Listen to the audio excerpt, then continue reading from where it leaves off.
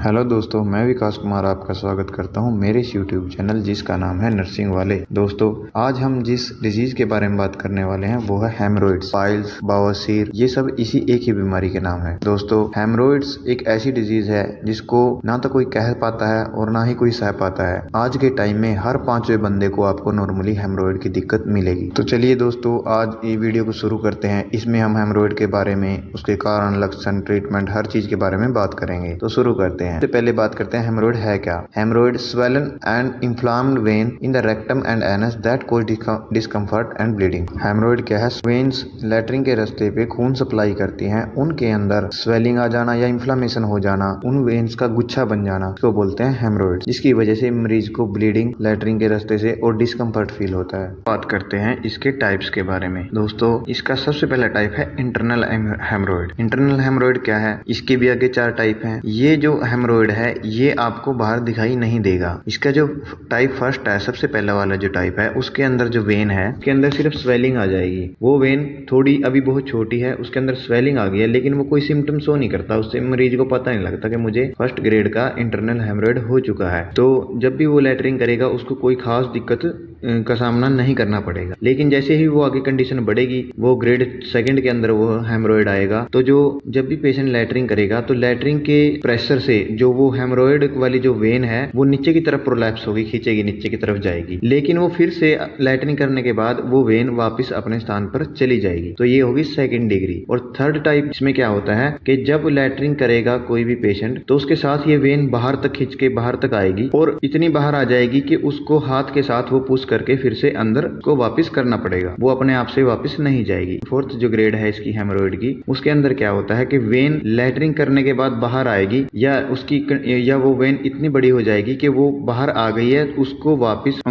Finger के साथ या किसी भी तरीके से वापस अंदर नहीं धकेला जा सकता, वो हमेशा के लिए बाहर ही रहेगी। 4th जो इसकी ग्रेड है उसके अंदर हेमरोइड का साइज इतना ज्यादा बढ़ जाता है। ये तो बात हुई इंटरनल हेमरोइड की। अब बात करते हैं इसका दूसरा टाइप है जो होता है एक्सटर्नल हेमरोइड। एक्सटर्नल हेमरोइड के अंदर दोस्तों क्या है, जो बाहर वाली साइड है वहां पे कोई वेन स्वेल हो जाएगी। ये चाहे यहाँ पे 1 वेन स्वेल हो, चाहे 2 हो, चाहे 10 हो, ये जब भी होएगी तो ये पेशेंट को पेन शुरू कर देती है। तो जो एक्सटर्नल वाली हेमरोइड है, जिन भी लोगों को, उन लोगों को दर्द फील होता है। और जिनको अंदर वाली हेमरोइड है, इंटरनल हेमरोइड है, उन लोगों को ब्लीडिंग होती है। एक्सटर्नल से ब्लीडिंग नहीं होती, इंटरनल से ब्लीडिंग होती है। और इंटरनल वाली पेन नहीं करती, लेकिन एक्सटर्नल से ब्लीडिंग नहीं होती लेकिन पेन होता है। एक्सटर्नल से ब्लीडिंग तब होगी जब वो बहुत ज्यादा बड़ी होकर किसी भी कारण से वो फट जाएगी, ऐसे उसमें ब्लीडिंग नहीं होती एक्सटर्नल हेमरोइड में। अब बात करते हैं इसके कारण की, कि इसके कारण क्या है, कोज क्या है हेमरोइड होने के। दोस्तों, एग्जैक्ट कोज हेमरोइड का किसी को नहीं पता, अननोन कोज है इसका, लेकिन इसके कुछ रिस्क फैक्टर हैं। जैसे जिन लोगों को ये जो मैं अभी आपको बताऊंगा, इनमें से जिन लोगों को ये दिक्कतें रहती हैं उनको चांसेस होते हैं कि उनको हेमरोइड हो सकती है। सबसे पहली बात करते हैं कॉन्स्टिपेशन की। कॉन्स्टिपेशन क्या है? कब्ज। जिसको भी कब्ज रहती है बहुत लंबे समय तक, उसको चांसेस रहते हैं कि उनको हेमरोइड हो सकती है। दूसरा, प्रेगनेंसी। प्रेगनेंसी के दौरान फीमेल का जो वेट है वो बढ़ने की वजह से को भी बहुत ज्यादा चांसेस होते हैं हेमरोइड होने के। तीसरा, long time sitting and standing. कुछ लोगों का काम ऐसे है कि वो बहुत लंबे समय तक या तो बैठे ही रहते हैं, जैसे किसी का कंप्यूटर का काम है, कोई दुकान पे बैठता है, कोई इस तरह का काम करता है, या फिर किसी का खड़े होने का काम है कि उसको सारा दिन खड़ा ही रहना, कोई सिक्योरिटी वाला है, या कोई जैसे नाई का काम है, बाल काटने का है, तो उनको सारा दिन खड़ा रहना। तो उसकी वजह से भी जो नीचे का एरिया उसके ऊपर प्रेशर पड़ता है बहुत ज्यादा, और उनको भी चांसेस रहते हैं कि उनको हेमरोइड हो सकती है। नेक्स्ट है जैसे किसी का ओवरवेट है, बहुत ज्यादा किसी का वजन बढ़ा हुआ है, तो उसको भी जो है नीचे वाले एरिया पे प्रेशर पड़ता है वजन बढ़ने की वजह से, तो उसको भी चांसेस हैं कि उसको हेमरोइड हो सकती है। ओल्ड एज में जो वेन्स हैं वो वैसे ही ढीला हो जाता है शरीर, तो उसमें चांसेस होते हैं हेमरोइड होने के। और जिनकी डाइट स्पाइसी खाते हैं, लेस फाइबर डाइट है, वो वही कॉन्स्टिपेशन का कारण बनती है, और उनको भी चांसेस होते हैं हेमरोइड होने के। साइन एंड सिम्टम्स क्या होते हैं? ये pain during sitting, standing and during defecation. जब भी किसी पेशेंट को हेमरोइड होगी, उसको उठते बैठते लैट्रिन करते उसको दर्द महसूस होगा, जैसे एक्सटर्नल हेमरोइड है। नंबर 2 पे ब्लीडिंग ड्यूरिंग डेफिकेशन। जिस पेशेंट को इंटरनल हेमरोइड है और उसकी ग्रेड बढ़ चुकी है तो उसको लैट्रिन करने के दौरान ब्लीडिंग हो सकती है। तीसरा क्या है? डिस्कम्फर्ट फील होगा, उठते बैठते उसको अजीब सा फील होगा, नीचे वेन का गुच्छा बना हुआ है तो उसको डिस्कम्फर्ट फील होता है। नंबर 4 पे एनएस एरिया के पास में ईचिंग, खुजली रहती है पेशेंट को। इलाज 2 तरह से किया जाता है, तो मेडिकल ट्रीटमेंट और एक है सर्जिकल ट्रीटमेंट। जो मेडिकल ट्रीटमेंट है उसमें हम देते हैं दवाइयाँ और परहेज। तो जो दवाइयाँ हम इसके अंदर देंगे, सबसे पहले हम कारण को ट्रीट करेंगे। जैसे हमें पता है कॉन्स्टिपेशन है, कॉन्स्टिपेशन जब तक रहेगा, कब्ज जब तक मरीज को रहेगी तब तक उसको दिक्कत रहेगी और उसकी हेमरोइड बढ़ती चली जाएगी। तो हम सबसे पहले कब्ज ठीक करने की दवाई स्टूल सॉफ्टनर देते हैं। दूसरा हम देते हैं पेन किलर ताकि उसका दर्द कम हो सके। तीसरा हम देते हैं हेमरोइड में लगाने के लिए क्रीम होती है कि लैटरिंग करने से पहले आपने क्रीम लगा लेनी है या लैटरिंग करने के बाद ये लगा लेनी है। वो पेशेंट को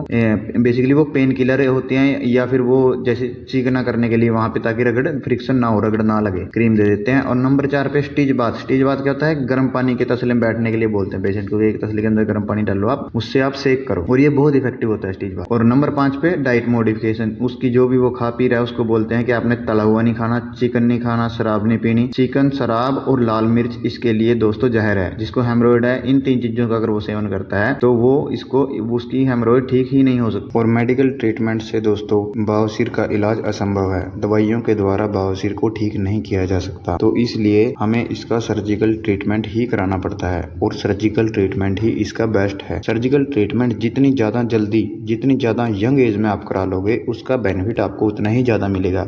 एक तो आगे की लाइफ आपकी अच्छी हो जाएगी सर्जरी कराने के बाद, और दूसरा आपकी हीलिंग बड़ी फास्ट होती है, बहुत जल्दी ही बंदा रिकवर कर जाता है। लेकिन अगर आप ओल्ड एज में सर्जरी कराते हो तो आपके ठीक ना होने के चांसेस भी ज्यादा हो जाते हैं और इन्फेक्टेड होने के चांसेस भी आपके बहुत ज्यादा हो जाते हैं। तो इसलिए इसका सर्जिकल ट्रीटमेंट ही बेस्ट है। किसी आयुर्वेदिक या होम्योपैथी और किसी ट्रीटमेंट के चक्कर में आप ना पड़े, सर्जरी ही कराएं। अब सर्जरी हम इसमें कौन कौन सी सर्जरी करते हैं? तो हम सर्जरी में क्या करते हैं? हेमरोइडेक्टमी करते हैं। इसमें हम काट के वहां से उस वेन को वहां से काट के निकाल देते हैं। दूसरा हम करते हैं रबर बैंड लाइगेशन। इसके अंदर हम हेमरोइड के ऊपर एक रबड़ का एक छल्ला डाल देते हैं जिससे उसकी जो सप्लाई है ब्लड की वो कट जाती है और वो वहां से जो है सूख जाती है एक तरह से वो वेन। और तीसरा हम क्या करते हैं? स्टेपल्ड हेमरोइडोपेक्सी करते हैं। इसके अंदर हम क्या करते हैं? इसमें हम एक गन टाइप इंस्ट्रूमेंट यूज करते हैं जिसके थ्रू हेमरोइड को निकाल के वहां पे उसके स्थान पे स्टेपल कर देते हैं स्किन को। और नंबर 4 पे हम करते हैं स्क्लेरोथेरेपी। इसके अंदर हम क्या करते हैं? जो बड़ी हुई जो वेन है, ये फर्स्ट और सेकंड ग्रेड की हेमरोइड में ही इंटरनल में ज्यादा